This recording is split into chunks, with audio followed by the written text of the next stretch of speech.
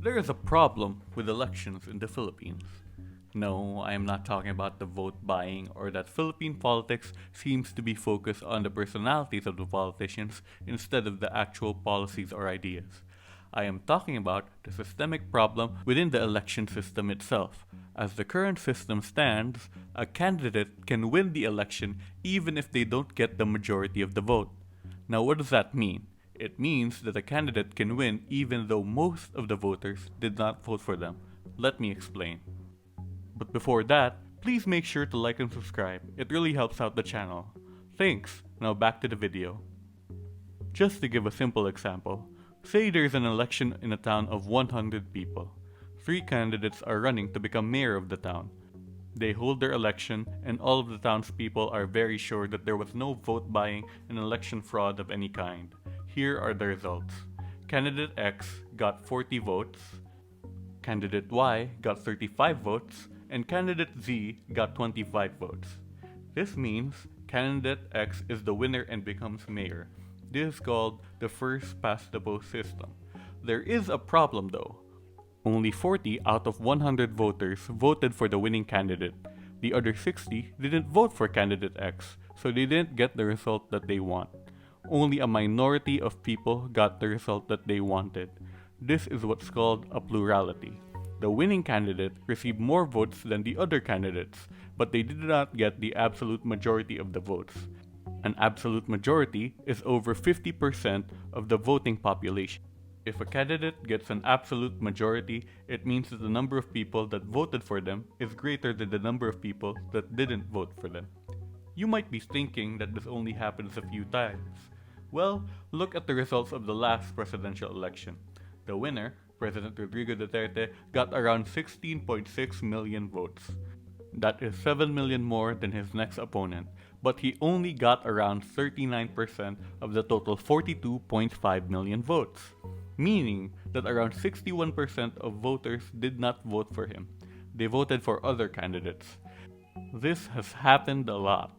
Out of the last 5 presidents, including the current one, none of them got the majority of the vote. In 1992, President Ramos got 23.58%. In 1998, President Estrada got 39.86%. 2004, President Arroyo got 39.99%. And 2010, President Aquino got 42.08%. So consistently, for the past 35 years, the majority of voters did not vote for the winning candidate. This is a huge problem. The voting system keeps producing winners that the majority of Filipinos did not vote for. This needs to change. So, what is the solution for this problem? First, we need to know what we want. We want the winning candidate to get the absolute majority of the votes, which means more than 50% of voters. So maybe we should only have 2 candidates like those they have in the United States. If you only have 2 candidates, then one should get the majority, right? Well, yes, but that just replaces one problem with another. Something that you may not know is that the United States has political parties beside the 2 major ones, the Republican and the Democratic Party. They are much smaller and usually don't get that many votes, and the reason why that is because of the current system of voting. They have the same voting system as the Philippines. It's just that people have figured out that the candidate that they think would do the best job might not win. So they just choose which one of the 2 major candidates they like more, or in some cases, hate less. This has actually made politics in America very polarizing. As we have seen in the 2020 election, you were either voting for Trump or Biden, and votes for any other candidate was seen as wasting your vote. I am afraid that as elections go by, the Philippines will become as polarized as America, where people are mad at you for not voting for their candidate. Political debate, especially in social media, seems to get more polarized and toxic by the day. We must not let this become our reality. So what other solutions are there? One of the most popular proposed solutions is ranked choice voting. In this system, people rank the candidates in order of their preference, so first choice, second choice, third choice, and etc. Let's go back to our last example. 100 voters for first choice, 40 voted for candidate X, 35 voted for Y, and 25 voted for Z. In our current system, candidate X wins.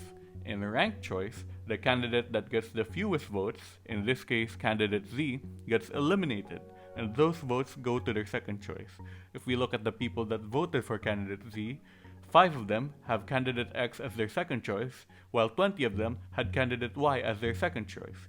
If we add those to the first choice votes, this means candidate X gets 45 votes, while candidate Y gets 55 votes.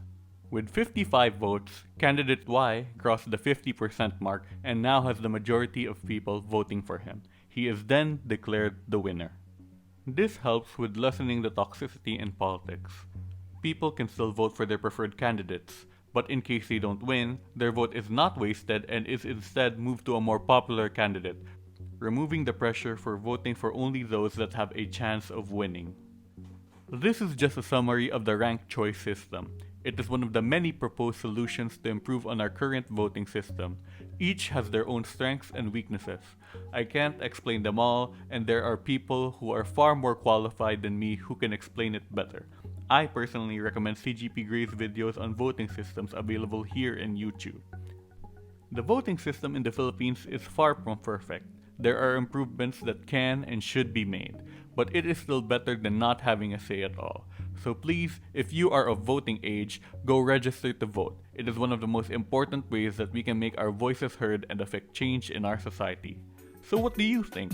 Do you think we should change the voting system or should we stay with our current one? Please leave your thoughts and comments down below. Thanks for watching!